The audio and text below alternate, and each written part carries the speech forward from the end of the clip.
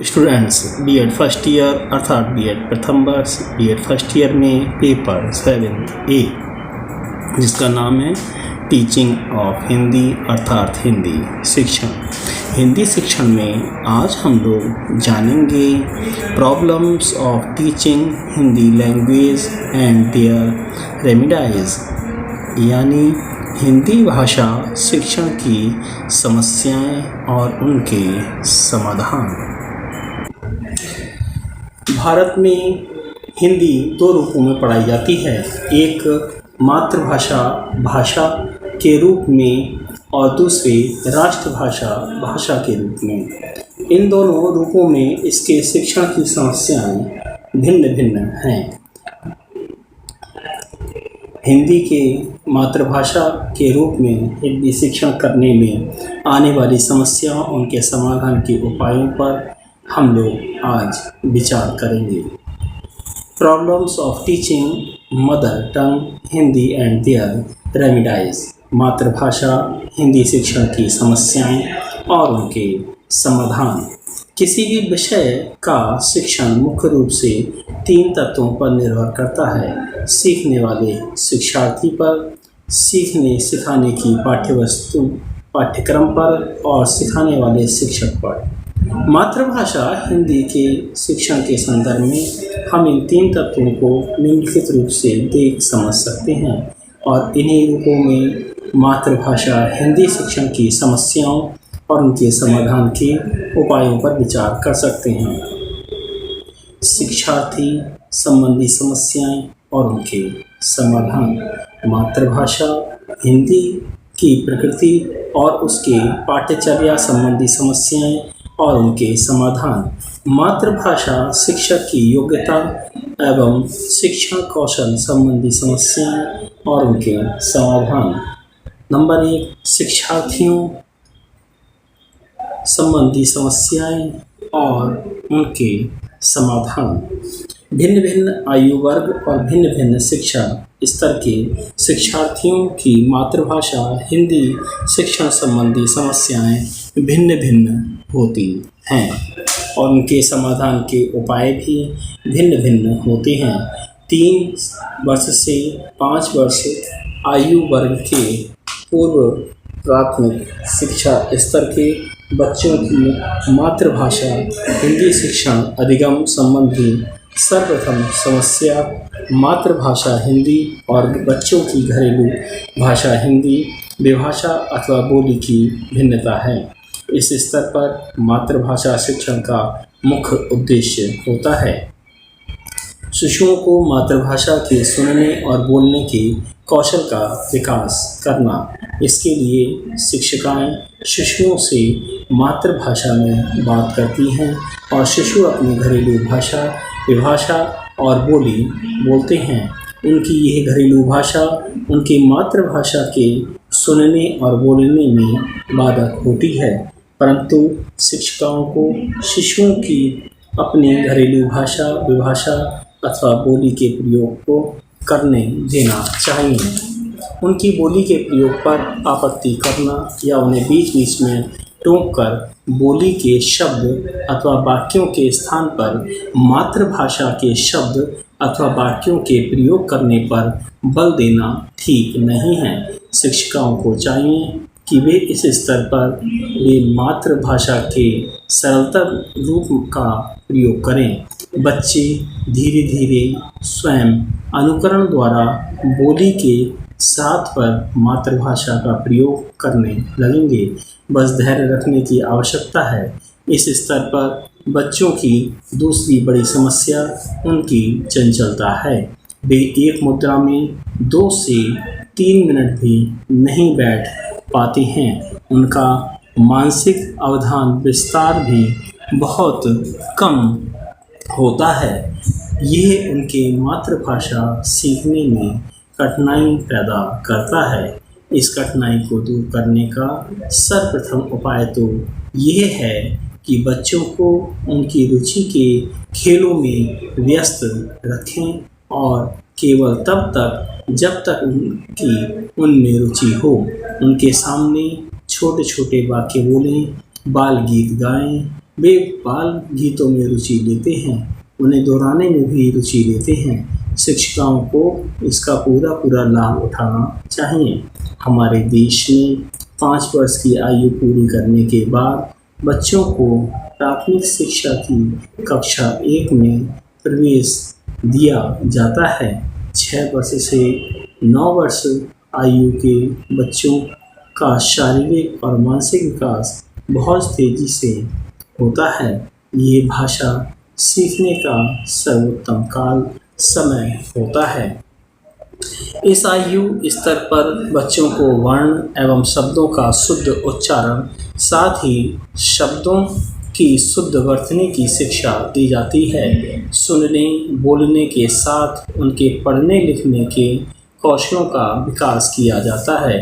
परंतु वर्तमान में हमारे देश में कक्षा 1 से कक्षा 10 तक मातृभाषा के साथ अंग्रेजी भाषा का भी ज्ञान कराया जाता है।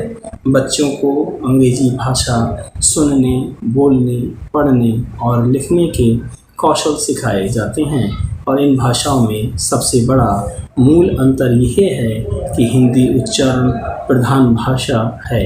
इसमें जैसा उच्चारण किया जाता है ठीक वैसे ही लिखा जाता है, जबकि अंग्रेजी वर्तनी प्रधान भाषा, इसमें उच्चारण के अनुसार वर्तनी आवश्यक नहीं होती है। यही कारण है अंग्रेजी भाषा के शब्दों को केवल अनुकरण द्वारा नहीं सिखाया जा सकता। उसके सीखने के लिए बच्चों को शब्दों की वर्तनी रटनी और उसके बार बार प्रयोग से फिर बच्चे वैसा लिखने लगते हैं। भाषाओं का ये अंतर मातृभाषा सीखने में बाधा होता है। शिक्षक शिक्षिकाओं को चाहिए कि वे बच्चे की भाषा संबंधी कठिनाइयों को समझें और बच्चे को मातृभाषा के शुद्ध रूप के प्रयोग करने का अभ्यास कराएं। 9 वर्ष की आयु तक बच्चों के मातृभाषा सुनने बोलने पढ़ने और लिखने के कौशलों में थोड़ा विकास हो जाता है और 19 वर्ष की आयु तक इनमें काफ़ी वृद्धि हो जाती है, परंतु वे इन कौशलों में पूर्ण दक्ष हो जाते हैं। ये नहीं माना जा सकता, परंतु माध्यमिक स्तर पर आते ही वे ये समझने लगते हैं कि उन्हें मातृभाषा का पर्याप्त ज्ञान हो गया है और वे उसके सीखने में अपेक्षाकृत कम रुचि लेने लगते हैं। यह उनके मातृभाषा के स्पष्ट ज्ञान और उनके भाषाई कौशलों के विकास में बाधक होता है। मातृभाषा शिक्षक शिक्षिकाओं को चाहिए कि वह रोचक वार्तालाप, रोचक साहित्य क्रियाओं, लेख एवं कविताओं के माध्यम से बच्चों मातृभाषा सीखने में रुचि बनाए रखें और उन्हें शुद्ध उच्चारण, शुद्ध वर्तनी और शुद्ध वाक्य रचना और प्रभावशाली बनाने के प्रयोग की ओर प्रवृत्त करें। नंबर 2, मातृभाषा हिंदी की प्रकृति और उसकी पाठ्यचर्या संबंधी समस्याएं और उनके समाधान। मातृभाषा हिंदी के शिक्षण में सबसे पहली समस्या ये है वर्णों की अधिक संख्या। हिंदी भाषा में मूल ध्वनियाँ वर्णों की कुल संख्या 59 है। इसमें मूल ध्वनियों की अधिकता के साथ कुछ ध्वनियों के उच्चारण में बहुत कम अंतर है। इतनी अधिक मूल ध्वनियाँ और साथ में उनके उच्चारण की बारीकियाँ और इन्हें सुश्रुत स्तर पर स्पष्ट करना अपने में ही एक समस्या है। सामान्यतः शिक्षक शिक्षिकाएं शिशुओं की इन मूल ध्वनियों का ज्ञान, उच्चारण एवं पहचान शिशुओं के परिचित जीव जंतुओं और वस्तुओं के उच्चारण के माध्यम से कराते हैं, जैसे आ से अनार, आ से आम। इस सुनने और बोलने के साथ शिशुओं को इनको लिखना भी सिखाया जाता है। उन्हें लिपि भी सिखाई जाती है और वर्णों को उनके बड़े आकार और सुंदर रंगों और वर्णों से संबंधित जीव अथवा वस्तुओं को सुंदर आकर्षक रंगों से बने चित्रों द्वारा प्रस्तुत किया जाता है। यदि शिक्षक शिक्षिकाओं ये सब कार्य खेल खेल में करें तो बच्चे इन वर्णों का उच्चारण, इनकी पहचान और इनका लिखना सरलता से सीख जाएंगे और इनके सीखने के मार्ग में कोई समस्या नहीं आएगी। और जिन मूल ध्वनियों के उच्चारण में बहुत कम अंतर है, जैसे श, श और श में उच्चारण में, उनके उच्चारण अभ्यास के लिए सर्वप्रथम तो शिक्षक शिक्षिकाओं को ही इनका शुद्ध उच्चारण करना चाहिए। बच्चे उनकी मुखाकृति को देखकर अनुकरण द्वारा इनके उच्चारण का प्रयत्न करेंगे और यदि फिर भी बच्चे इनका शुद्ध उच्चारण न कर पाए तो फिर उन्हें मुख विवर से इनकी ध्वनि निकालने के स्थान बताने चाहिए और फिर उन्हें एक एक अक्षर के उच्चारण का अभ्यास कराना चाहिए। मातृभाषा हिंदी शिक्षण की दूसरी बड़ी समस्या है। इसकी शब्दावली के ज्ञान कराने की हिंदी संस्कृत भाषा की वंशजा है। इसमें सर्वाधिक शब्द संस्कृत से साधे आए हैं, जैसे जल, पवन और अग्नि, और कुछ शब्द कुछ परिवर्तन के साथ आए हैं, जैसे घृत से घी, कर्ण से कान और प्रस्तर से पत्थर। इसमें कुछ शब्द अन्य भारतीय भाषाओं से आए हैं, जैसे बंगाली भाषा से उपन्यास और गल्प और मराठी भाषा से प्रगति और चालू। इसमें